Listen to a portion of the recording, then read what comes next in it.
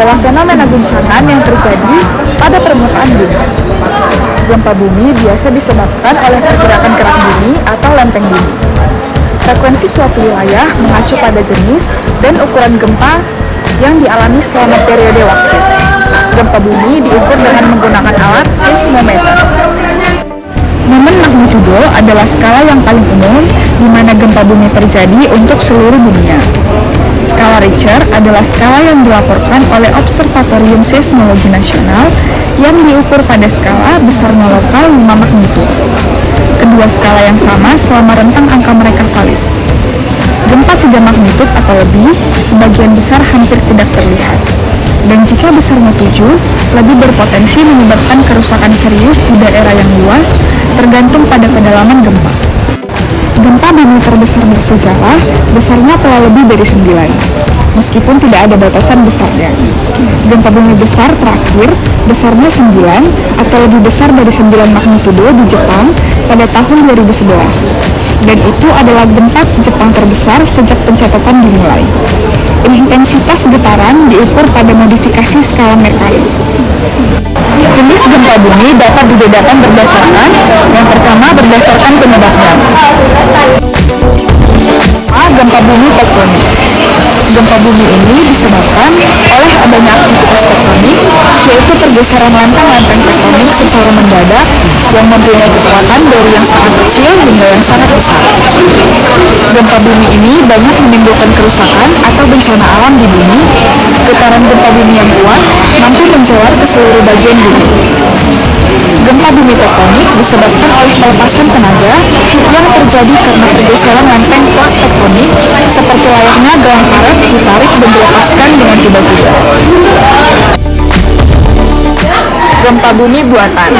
Gempa bumi buatan adalah gempa bumi yang disebabkan oleh aktivitas dari manusia seperti peledakan dinamit, nuklir, atau palu yang dipukulkan ke permukaan bumi.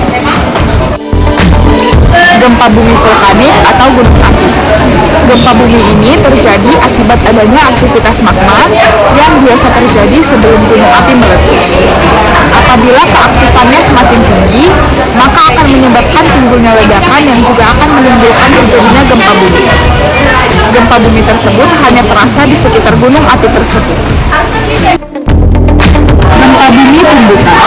Gempa bumi ini diakibatkan oleh tumbukan meteor atau asteroid yang jatuh ke bumi. Jenis gempa bumi ini biasanya jarang terjadi. Gempa bumi runtuhan. Gempa bumi ini biasanya terjadi pada daerah kapur ataupun pada daerah pertambangan. Gempa bumi ini juga jarang terjadi dan bersifat lokal. Penyebab terjadinya gempa bumi. Kebanyakan gempa bumi disebabkan dari pelepasan energi yang dihasilkan oleh tekanan yang disebabkan oleh lempengan yang bergerak. Semakin lama tekanan itu kian membesar dan akhirnya mencapai pada keadaan di mana tekanan tersebut tidak dapat ditahan lagi oleh pinggiran lempengan. Pada saat itulah gempa bumi akan terjadi. Pergeseran lempeng bumi dapat mengakibatkan gempa bumi karena dalam peristiwa tersebut disertai dengan pelepasan sejumlah energi yang besar. Selain pergeseran lempeng bumi, gerak lempeng bumi yang saling menjauhi satu sama lain juga dapat mengakibatkan gempa bumi. Hal tersebut dikarenakan saat dua lempeng bumi bergerak saling menjauh, akan terbentuk lempeng bumi baru di antaranya. Lempeng baru yang terbentuk memiliki berat jenis yang jauh lebih kecil dan berat jenis lempeng yang sama. Lempeng baru yang terbentuk tersebut akan mendapatkan tekanan yang besar dari dua lempeng lama sehingga akan bergerak ke bawah dan menimbulkan pelepasan energi yang juga sangat besar. Terakhir adalah gerak lempeng yang saling mendekat juga dapat mengakibatkan gempa bumi. Pergerakan dua lempeng yang saling mendekat juga berdampak pada terbentuknya gunung. Gempa bumi biasanya terjadi di perbatasan lempengan-lempengan tersebut. Gempa bumi yang paling parah biasanya terjadi di perbatasan lempengan konvensional dan transfusional. Gempa bumi fokus dalam kemungkinan besar terjadi karena materi lapisan litosfer yang terjepit ke dalam mengalami transisi fase pada kedalaman lebih dari 600 km. Gempa bumi lain juga dapat terjadi karena pergerakan magma di dalam gunung berapi. Gempa bumi seperti itu dapat menjadi gejala akan terjadinya letusan gunung berapi. Beberapa gempa bumi juga terjadi karena menumpuknya massa air yang sangat besar di balik dam. Sebagian lagi juga dapat terjadi karena injeksi atau ekstraksi cairan dari atau ke dalam bumi. Terakhir, gempa juga dapat terjadi dari peledakan bahan peledak. Hal ini dapat membuat para ilmuwan memonitor tes rahasia senjata nuklir yang dilakukan oleh pemerintah.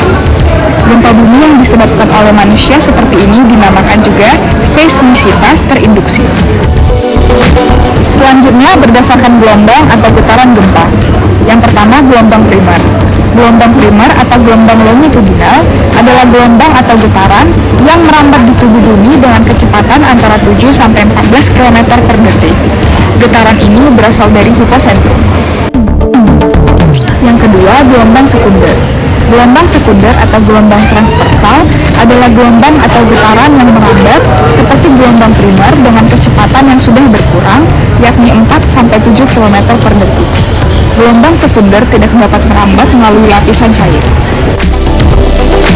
Berikut merupakan video ilustrasi gempa bumi di masyarakat.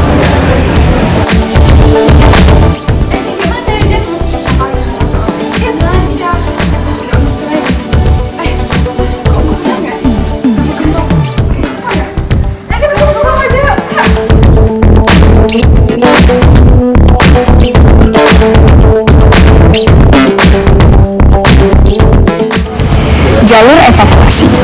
Jalur evakuasi adalah jalur penyelamatan yang didesain khusus untuk menghubungkan semua orang ke area yang aman sebagai titik kumpul penduduk atau masyarakat yang sedang berada di wilayah tersebut.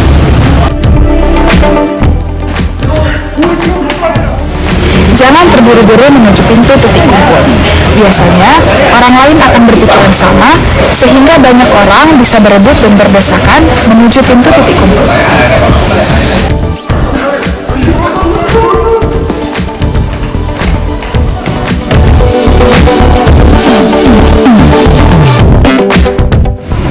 Berikut adalah beberapa tips untuk mengatasi rasa panik saat gempa bumi. Yang pertama, bernafaslah dengan dalam dan teratur.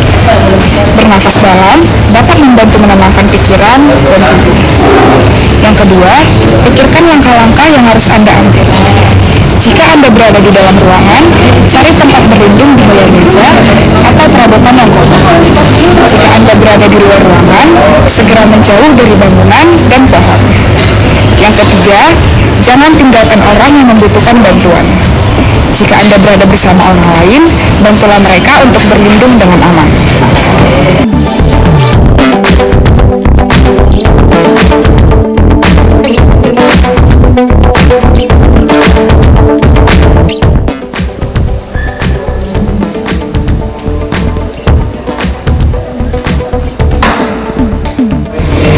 Menolong orang yang terjatuh pada saat evakuasi bencana gempa adalah hal yang penting untuk dilakukan. Hal ini dapat menyelamatkan nyawa korban dan mencegah terjadinya kecelakaan lain. Hal yang dapat dilakukan adalah membantu korban untuk berjalan sampai ke titik kumpul.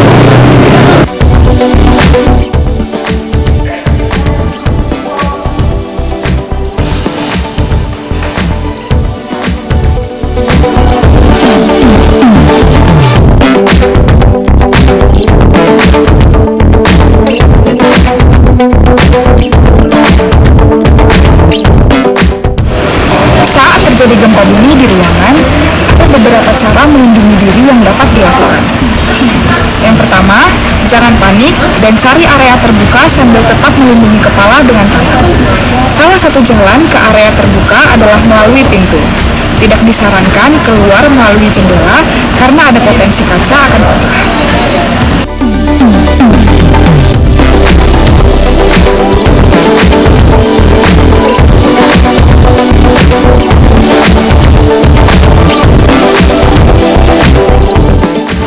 Nah, jika terjadi bencana gempa bumi, kita tidak boleh diam saja atau terlihat kebingungan. Kembali lagi, kita tidak boleh panik dan harus bergerak cepat untuk melindungi diri.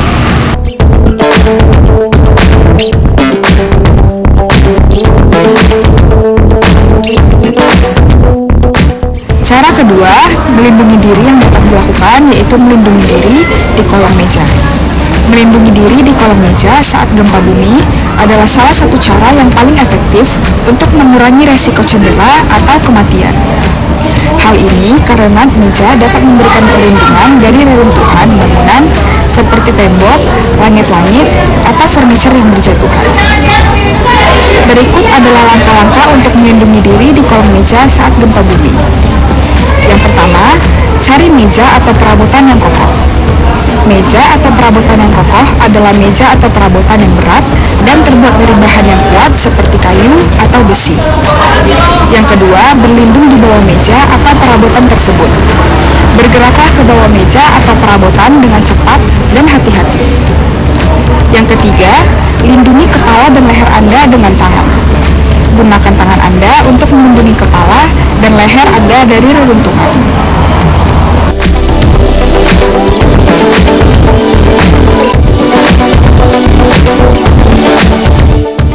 Pentingnya melindungi kepala saat bencana gempa bumi adalah untuk menghindari cedera serius bahkan kematian. Kepala adalah bagian tubuh yang paling rentan terhadap cedera saat gempa bumi karena terletak di atas tubuh dan tidak memiliki perlindungan yang alami. Saat gempa bumi terjadi, benda-benda yang berada di atas kepala seperti langit-langit, lampu, atau perabot dapat jatuh dan menimpa kepala. Benda-benda ini dapat menyebabkan cedera kepala yang serius seperti gegar otak, cedera otak traumatis, atau bahkan kematian.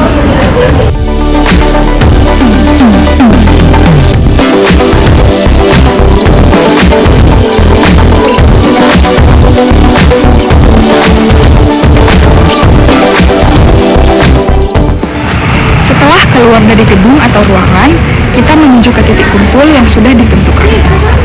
Titik kumpul adalah area berkumpul sementara pada saat terjadi keadaan darurat atau selama situasi tanggap bencana. Titik kumpul harus memenuhi beberapa kriteria, yaitu yang pertama, letaknya aman dari bahaya gempa bumi, kebakaran, dan bahaya lainnya. Yang kedua, luas areanya cukup untuk menampung seluruh orang yang selamat. Dan yang ketiga, memiliki akses yang mudah dijangkau.